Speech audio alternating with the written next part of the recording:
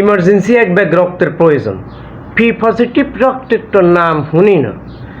আমি গতকালকে একটা পোস্ট দিছিলাম, ইমার্জেন্সি এক ব্যাগ রক্তের প্রয়োজন, বি পজিটিভ বি প্লাস। আমি ব্যস্ততার কারণে বির জায়গায় ভি লিখছি, বি মানে এটা টাইপিংয়ে ভুল হয়েছে, আমি আর চেক করি না। আমি পোস্ট করে আমি আমার কাজে ব্যস্ত হয়ে পড়ছি।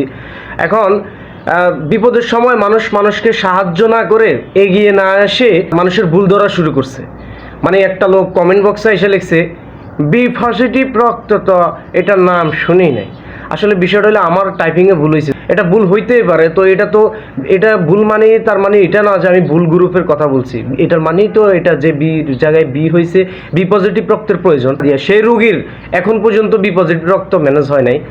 হয়তো এখন হয়েছে কিনা আমি জানি না, কেন ম্যানেজ হয় নাই তাও আমি জানি না। কিন্তু আমার কথা হচ্ছে, যাই হোক ভাই, কমেন্ট বক্সে তো ভুল তো ধরলেন, কিন্তু রক্ত তো ম্যানেজ করে দিতে পারলেন না। তাও তো কমেন্ট বক্সে এসে বলতে পারলেন না যে ভাই রক্ত কার লাগবে, এমনকি কখন লাগবে, কোথায় লাগবে, আমি দিব বা অন্য কেউ দিবে, আমার পরিচিত ম্যানেজ হয়েছে, আমি ম্যানেজ করে দিতে পারবো।